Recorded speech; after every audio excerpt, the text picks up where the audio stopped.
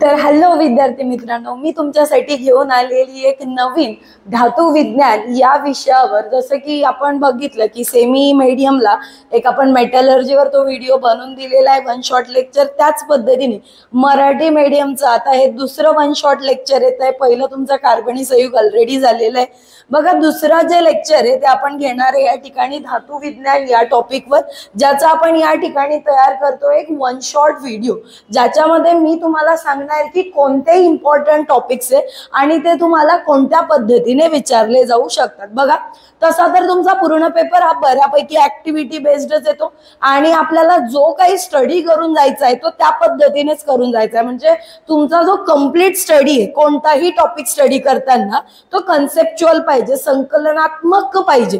तुम्हाला जर त्या संकल्पना क्लिअर असतील तरच तो क्वेश्चन तुम्हाला सॉल्व्ह करता येणार आहे.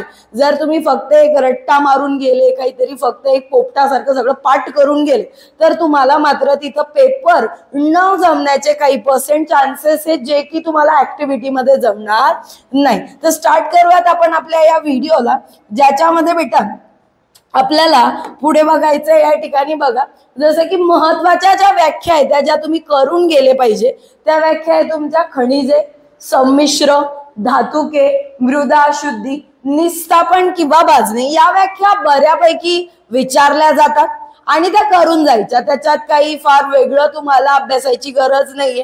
तुम्ही ज्या वेळेला मी आता जे पुढचे टॉपिक घेणार तुमचे, जेव्हा तुम्ही ते अभ्यासणार, आपोआप तुमचा या गोष्टींचा त्या ठिकाणी काय केला जाणार आहे, अभ्यास केला जाणार आहे. काही वेगळं या ठिकाणी तुम्हाला करायची गरज नाही. हा, अजून एक व्याख्या करून जायची, ती म्हणजे कोणती, धातू विज्ञान. तशी विचारली तर जाणार नाही, पण ठीक आहे, करून जायची आहे. त्याच्यानंतर पुढचा क्वेश्चन, टीप लिहा. आता या ज्या टीप लिहा आहे बेटा, या 2 किंवा 3 मार्काला येतात आणि असं नाही की या फक्त थेरॉटिकल फॉर्म मध्ये येणार नाही, या तुम्हाला ऍक्टिव्हिटी बेस्ड फॉर्म मध्ये सुद्धा येऊ शकतात. जसा विल्फ्ले टेबलवर तुम्हाला काय क्वेश्चन येणार, हा कोणत्या तत्वावर आधारित आहे, याचं कार्य कसं चालतं, याच्यामध्ये नेमक्या कोणत्या प्रकारच्या अशुद्धी बाहेर निघणार आहे, या पद्धतीचे प्रश्न. त्याच्यानंतर चुंबकीय विलगीकरण पद्धत, ही पद्धत नेमकी कोणत्या प्रकारच्या धातुकांसाठी वापरली जाते, याच्यामध्ये नेमके कोणत्या प्रकारचे आपण त्या ठिकाणी ते जे व्हील्स वापरतो, जी चाकं वापरतो, ती कोणत्या प्रकारची वापरतो, कशी त्याची त्या ठिकाणी रचना असते, हे सगळं त्या ठिकाणी विचारलं जातं. किंवा चुंबकीय पद्धतीनुसार कोणती धातुके वेगळी केली जातात हे विचारलं जाऊ शकतं. फेंटरन पद्धत आणि जलशक्तीवर आधारित विलगीकरण पद्धत करून जायचं. त्याच्यानंतर क्षरणरोधक पद्धतीमध्ये, क्षरणरोधक म्हणजे काय, ज्या गोष्टीमुळे धातूचं त्या ठिकाणी धातू तुमचा खराब होतोय, धातूला एक साध्या भाषेत सांगायचं म्हटलं तर धातू तुमचा गंजतोय त्या ठिकाणी, ओके, त्याला तुम्ही काय म्हणणार, क्षरण म्हणणार.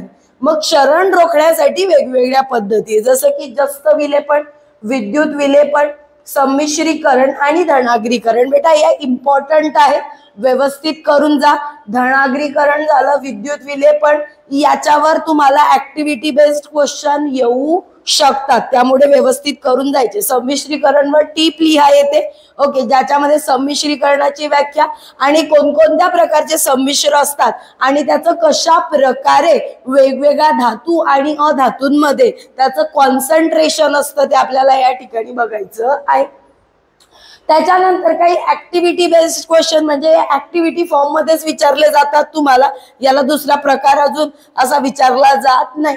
जसं की अल्युमिनियमचे निष्कर्षण, याच्यामध्ये बेटा अल्युमिनापासून अल्युमिनियम पर्यंतचा जो प्रवास आहे, अल्युमिना म्हणजे काय, Al2O3, तर त्याच्यापासून काय, सरळ अल्युमिनियम, ज्याला म्हटलं जातं या ठिकाणी अल्युमिनियमचे विद्युत अपघटन. ओके, त्या ठिकाणी विद्युत त्या ठिकाणी काय केलं जातं, त्याला पूर्णपणे हा जो अल्युमिना आहे बेटा, याला काय केला जातो, त्या ठिकाणी तोडला जातो. ऑक्सिजन वेगळा, अल्युमिनियम वेगळा, आणि त्याच्यापासून काय केलं जातं, अल्युमिनियम निष्कर्षित केला जातो.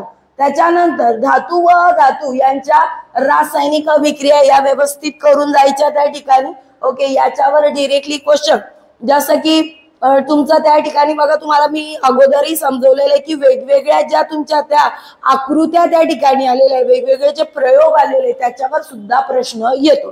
क्षरण व त्यांचे प्रकार. आता क्षरण, वेगवेगळ्या धातूंचं वेगवेगळ्या प्रकारे क्षरण होतं, तर प्रत्येक धातूसाठी नेमका कोणता असा घटक आहे की ज्याच्यामुळे क्षरण होणार आणि तो क्षरण कोणता संयुग तयार करतोय ते तुम्हाला माहिती पाहिजे. जसं की कॉपर असेल तर कॉपरवर हिरवट रंगाचा थर येतो जो कॉपर कार्बोनेटमुळे येतो. आपली जी काही चांदी आहे ती काळी पडते. ती का पडते तर तिच्यावर कोणत्या रंगाचा त्या ठिकाणी काळी पडते तर तिच्यावर जो काही हायड्रोजन सल्फाइड आहे H2S जो काही वायू आहे तो येतो म्हणून होतो. रस्टिंगचं तुम्हाला माहिती आहे, गंजणे धातू जे काही लोखंड आहे त्याचं गंजणे.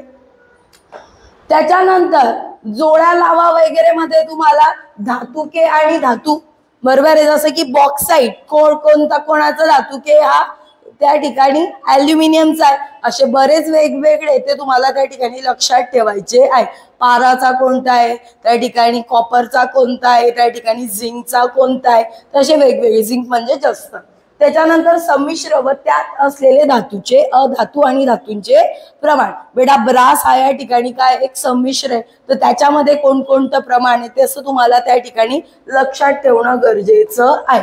आता शास्त्रीय कारणे द्यामध्ये तुमच्या धड्याच्या खाली जी काही कारणे आलेली आहेत ती व्यवस्थित करून द्यायची, व्यवस्थित एकदम. याच्या व्यतिरिक्त जर कारण आलं तर आपण जेवढे टॉपिक आतापर्यंत घेतले त्याच टॉपिक वरून एखादं तुम्हाला त्या ठिकाणी शास्त्रीय कारण येणार. पण शास्त्रीय कारण लिहिताना त्याला शास्त्रीय भाषा वापरणी फार गरजेची आहे.